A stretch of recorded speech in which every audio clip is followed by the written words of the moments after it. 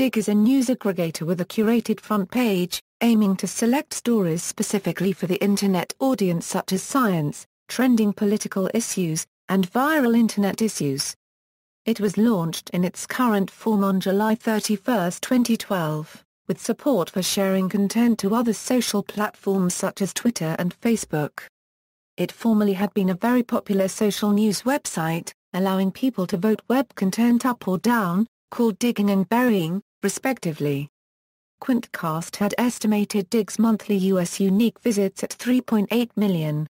Digg's popularity prompted the creation of similar social networking sites with story submission and voting systems such as Reddit. In July 2008, the former company took part in advanced acquisition talks with Google for a reported $200 million price tag, but the deal ultimately fell through.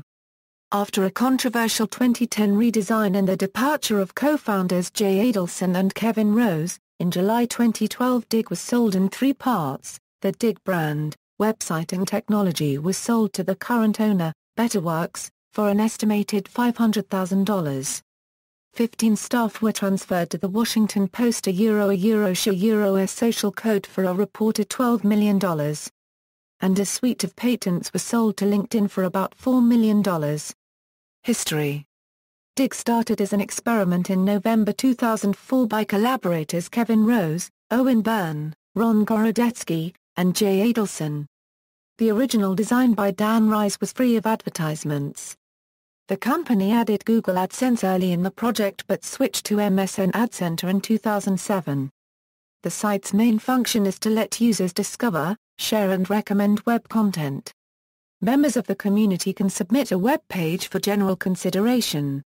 Other members can vote that page up or down.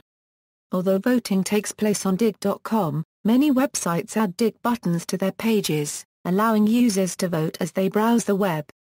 The end product is a series of wide-ranging, constantly updated lists of popular and trending content from around the Internet, aggregated by a social network. Additions and improvements were made throughout the website's first years. Digg v2 was released in July 2005, with a new interface by web design company Silver Orange. New features included a friends list, and the ability to dig a story without being redirected to a success page. 1 year later, as part of Digg v3, the website added specific categories for technology, science, world and business, videos, entertainment and gaming, as well as a View All section that merged all categories. Further interface adjustments were made in August 2007. By 2008, Digg's homepage was attracting over 236 million visitors annually, according to a Compete.com survey. Digg had grown large enough that it was thought to affect the traffic of submitted web pages. Some pages experienced a sudden increase of traffic shortly after being submitted. Some Digg users refer to this as the Digg effect. CEO Jay Adelson announced in 2010 that the site will undergo an extensive overhaul. In an interview with Wired magazine, Adelson stated that every single thing has changed, and that the entire website has been rewritten. The company switched from MySQL to Cassandra, a distributed database system. In a blog post, VP Engineering John Quinn described the move as bold. Adelson summed up the new Digg by saying, "We've got a new back-end, a new infrastructure layer, a new services layer, new mechanism everything." Adelson stepped down as CEO on April 5, 2010 to explore entrepreneurial opportunities, months before the launch date of Digg v4. He had been the company's CEO since its inception. Kevin Rose, another original founder, stepped in temporarily as CEO and chairman. Digg's v4 release on August 25, 2010, was marred by site-wide bugs and glitches. Digg users reacted with hostile verbal opposition. Beyond the release, Digg faced problems due to so-called power users, who would manipulate the article recommendation features to only support one another's postings, flooding the site with articles only from these users and making it impossible to have genuine content from non-power users appear on the front page. Frustrations with the system led to dwindling web traffic, exacerbated by heavy competition from Facebook, whose like buttons started to appear on websites next to Digg's. High staff turnover included the departure of head of business development Matt Van Horn, shortly after V4's release. On September 1, 2010, Matt Williams took over as CEO, ending Rose's troubled tenure as interim chief executive. Sale equals, in July 2012, Digg was sold in three parts. The Digg brand, website and technology was sold to Betterworks for $500,000. 15 staff were transferred to the Washington Post a social code project for $12 million. And a suite of patents were sold to LinkedIn for around $4 million. There are reports that Digg had been trying to sell itself to a larger company since early 2006. The most notable attempt took place in July 2008, when Google entered talks to buy Digg for around $200 million. Google walked away from negotiations during the deal's due diligence phase, informing Digg on July 25 that it was no longer interested in the purchase. Digg subsequently went into further venture capital funding, receiving $28.7 million from investors such as Highland Capital Partners to move headquarters and add staff. Several months later, CEO Jay Adelson said Digg was no longer for sale. Redesign. On July 20, 2012, new owners Betterworks announced via Twitter that they were rebuilding Digg from scratch, turning Digg back into a startup. Betterworks gave the project a 6-week deadline. Surveys of existing users, through the website rethinkdigg.com, were used to inform the development of a new user interface and user experience. Digg V1 launched a day early on July 31, 2012.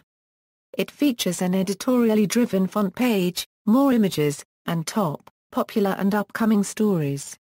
Users can access a new scoring system. There is increased support for sharing content to other social platforms such as Twitter and Facebook. Digg's front page content is selected by editors, instead of users on other communities like Reddit. Features. Digg Reader. In response to the announced shutdown of Google Reader, Digg announced on March 14, 2013 that it was working on its own RSS reader. Digg Reader launched on June 28, 2013 as a web and iOS application. An Android app was released on August 29, 2013. Issues relating to former Digg website. Organized promotion and censorship by users. It was possible for users to have disproportionate influence on Digg either by themselves or in teams. These users were sometimes motivated to promote or bury pages for political or financial reasons. Serious attempts by users to game the site began in 2006. A top user was banned after agreeing to promote a story for cash to an undercover Digg sting operation. Another group of users openly formed a bury brigade to remove spam articles about U.S. politician Ron Paul. Critics accused the group of attempting to stifle any mention of Ron Paul on Digg.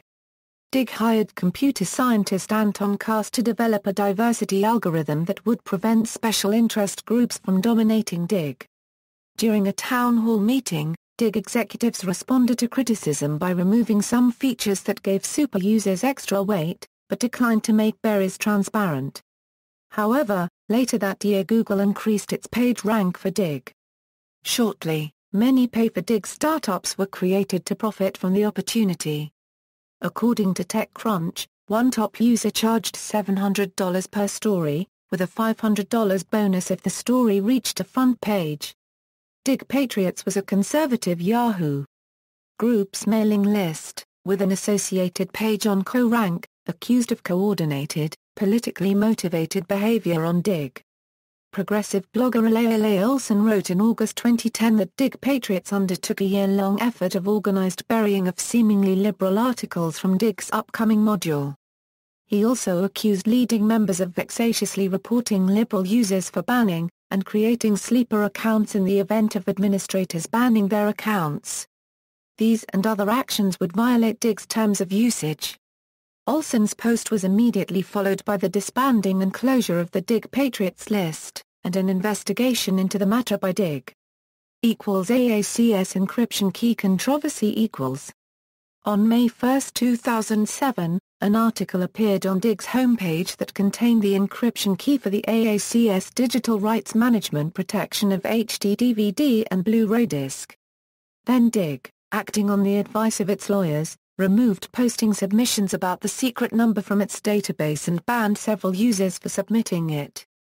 The removals were seen by many Digg users as a capitulation to corporate interests and an assault on free speech. A statement by Jay Adelson attributed the article's takedown to an attempt to comply with cease and desist letters from the Advanced Access Content System Consortium and cited Digg's terms of use as justification for taking down the article. Although some users defended Digg's actions, as a whole the community staged a widespread revolt with numerous articles and comments being made using the encryption key. The scope of the user response was so great that one of the Digg users referred to it as a digital Boston Tea Party.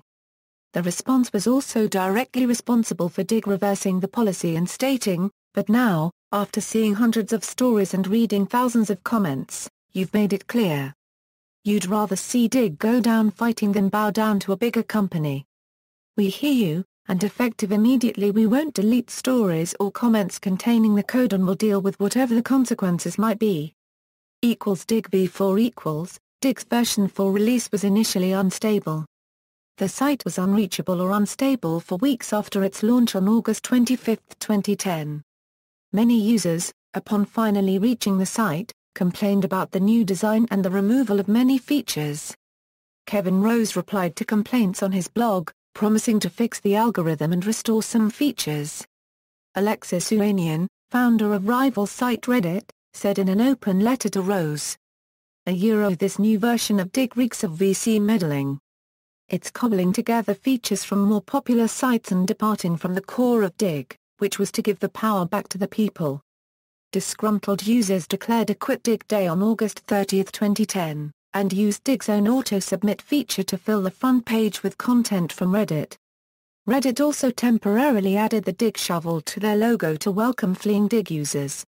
Digg's traffic dropped significantly after the launch of version 4, and publishers reported a drop in direct referrals from stories on Digg's front page. New CEO Matt Williams attempted to address some of the users' concerns in a blog post on October 12, 2010, promising to reinstate many of the features that had been removed. Timeline. See also. References. External links, official website.